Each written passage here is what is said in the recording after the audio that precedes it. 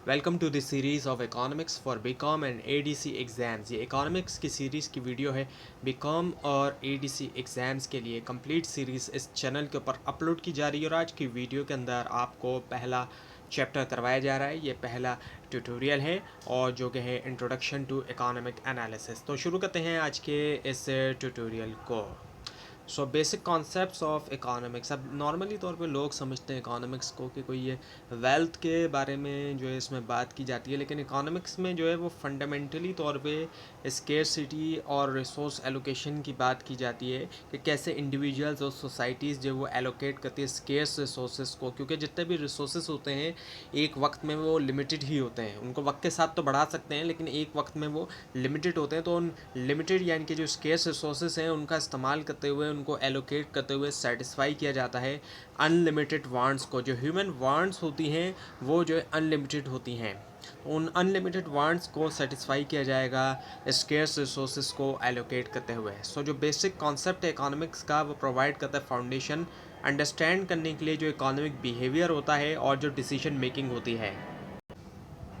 तो स्केर्सिटी तो limited resources हो गए। तो अब ये कि इसकी वजह से होता है क्या कि फिर चॉइस होती है उनके यूज़ के बारे में कि उनको कहाँ पर फिर यूज़ किया जाए, क्योंकि वो है रिसोर्सेज लिमिटेड। और अपॉर्चुनिटी कॉस्ट का फिर कॉन्सेप्ट आता है हमारे पास जब हम चॉइस की बात करते हैं। Opportunity cost is the value of next best alternative foregone when a decision is made.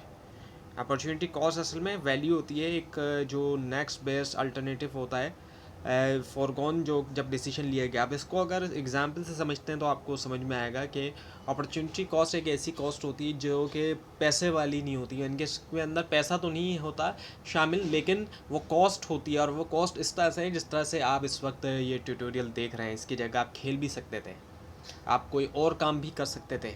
तो आपने कोई पैसे तो नहीं दिए इसको देखने के ट्यूटोरियल को, लेकिन आप एक अपॉर्चुनिटी कॉस्ट है। तो यही जो है वो अपॉर्चुनिटी कॉस्ट का कॉन्सेप्ट आता है कि एक चीज़ के बदले अगर दूसरी चीज़ कर रहे हैं तो वो भी एक कॉस्ट हम पे कर रहे हैं, और वो कॉस्ट पैसों की नहीं है बल्कि वो दूसरी चीज़ को करने की जो है वो कॉस्ट है। तो एक ट्रेड ऑफ जो है वो हमें देखने में आता है इकोनॉमिक्स के अंदर।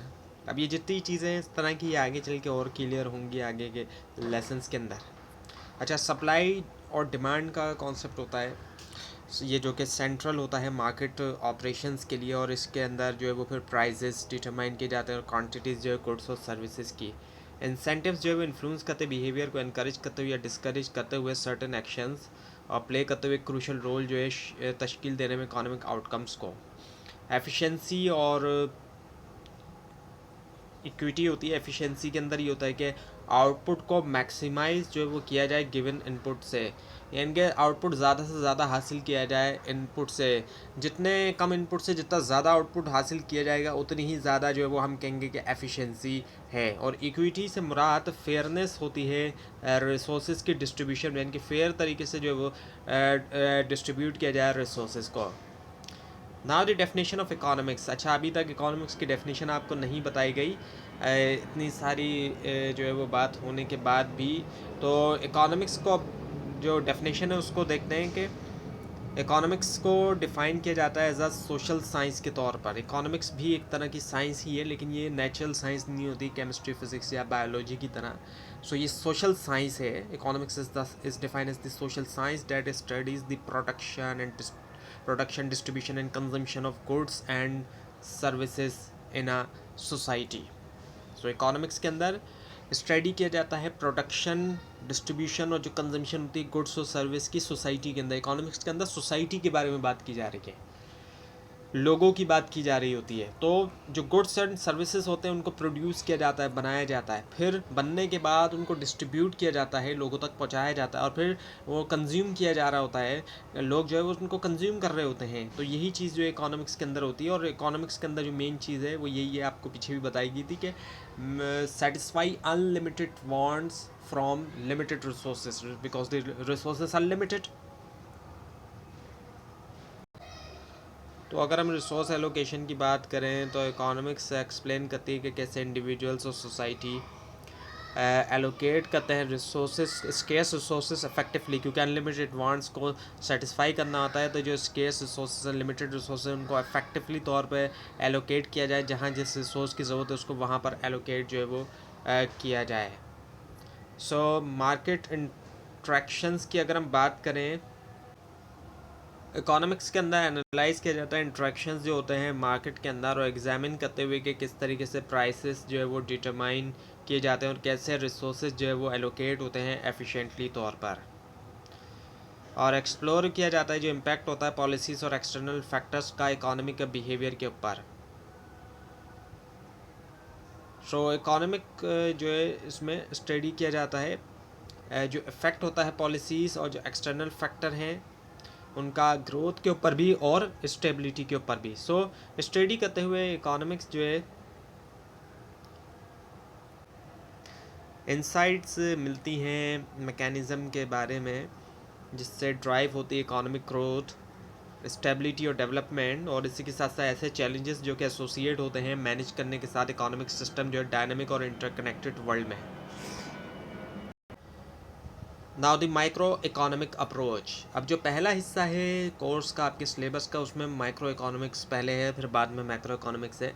सो जो माइक्रो इकोनॉमिक्स है इसमें फोकस होता है बिहेवियर के ऊपर इंडिविजुअल यूनिट्स के इकोनॉमी के अंदर, और माइक्रो का मतलब ही छोटा होता है। जब माइक्रो की बात हो रही होती है तो किसी छोटी सतह की बात हो रही होती है, तो इसी वजह से इसके अंदर जब बात की जा रही होती है जो फोकस होता है वो इंडिविजुअल यूनिट्स के ऊपर होता है इकोनॉमी में, जैसे कि हाउस होल्ड की बात की जा रही है या फर्म्स की बात की जा रही है इनकी, और एग्जामाइन किया जाता है कि कैसे एंटिटीज़ जो हैं करती हैं डिसीशंस रिसोर्स एलोकेशन, प्रोडक्शन और कंजम्पशन के हवाले से। और जो की एरिया ऑफ स्टडीज़ है उसमें शामिल है कंज्यूमर बिहेवियर, जो कि एनालाइज करता है कि कैसे इंडिविजुअल्स चॉइस करते हैं, जो कि बेस करती है प्रेफरेंस और बजट कॉन्स्ट्रेंट के ऊपर,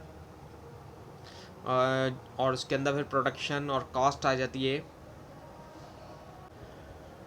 मार्केट स्ट्रक्चर्स के अंदर जो है ये होता है कि एनालाइज़ किया जाता है डिफरेंट मार्केट टाइप्स की, मुख्तलिफ जो मार्केट टाइप्स हैं डिटेल के अंदर भी आएगा आगे कौन कौन सी मार्केट टाइप्स होती हैं, और जो कंपटीशन लेवल होता है मुख्तलिफ मार्केट्स में मुख्तलिफ कंपटीशन होता है, कुछ ऐसी मार्केट्स भी होती हैं जिनमें कंपटीशन भी नहीं होता, और उसी से फिर फर्म की स्ट्रेटजीज़ जो है वो उसी से तश्कील दी जाती हैं, उसी के मुताबिक, यानी कि उसी के मुताबिक देखा स्ट्रेटजीज़ बनाई जाती हैं, जो भी जिस तरह की मार्केट है और जैसा वहाँ पर कंपटीशन होता है, और कंज्यूमर चॉइस भी फिर वैसी ही होती है। अगर कंज्यूमर के पास फिर ज़्यादा अगर जो है वो कंपटीशन है तो कंज्यूमर के पास बेटर ऑप्शंस होते हैं, और अगर कम कंपटीशन नहीं है तो कंज्यूमर के पास कम ऑप्शन होते हैं। उसके बाद आता है फिर प्राइस डिटर्मिनेशन, जो कि एक और क्रिटिकल एस्पेक्ट होता है, जिसमें ये होता है इंट्रैक्शन होता है सप्लाई और डिमांड का इस्टेब्लिश करने के लिए market prices. So micro economics जो है इसमें इन्वेस्टिगेट भी किया जाता है रिसोर्स एलोकेशन, और एम ये होता है अंडरस्टैंड करें कि कैसे रिसोर्सेज डिस्ट्रीब्यूट किए जाते हैं बहुत से यूजर्स के दरमियान ताकि एफिशिएंसी को हासिल किया जाए। सो अब जो है वो मैक्रो इकोनॉमिक अप्रोच है, इसके बारे में भी आपको बताया जा रहा है, क्योंकि माइक्रो के बाद आप फिर मैक्रो इकोनॉमिक्स के बारे में पढ़ेंगे। अब जो मैक्रो इकोनॉमिक्स है इसमें एग्जामाइन किया जाता है economy as a whole. Macro का मतलब बड़ा होता है, बड़ी चीज़ों के बारे में बात करते हैं जब हम मैक्रो की बात करते हैं, तो इसी वजह से इसके अंदर इकोनॉमी एज अ होल की बात की जाएगी, इनकी पूरी की पूरी इकोनॉमी की बात की जाएगी। यहाँ पे किसी इंडिविजुअल की, किसी फर्म की बात नहीं की जाएगी, बल्कि पूरी इकोनॉमी की। और इसमें फोकस होता है एग्रीगेट इंडिकेटर्स के ऊपर। एग्रीगेट से मुराद ये कि मतलब जो इज्तिमाई जिसको हम कहते हैं उसकी बात की जाती है, इनफरादी नहीं।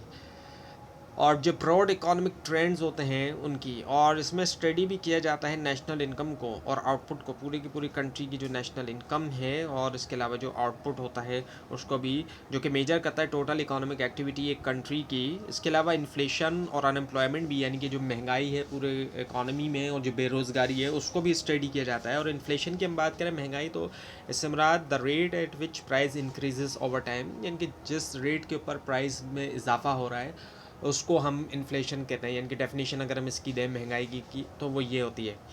और इसी वजह से ये जो है एक कंसर्न भी है कि कंसर्न है, क्योंकि इससे परचेसिंग पावर जो है उस पर असर पड़ता है, परचेसिंग पावर कम होती है और इकोनॉमिक स्टेबिलिटी भी ख़राब होती है। अगर इन्फ्लेशन ज़्यादा है तो इकोनॉमिक स्टेबिलिटी बिगड़ जाती है किसी भी इकोनॉमी की।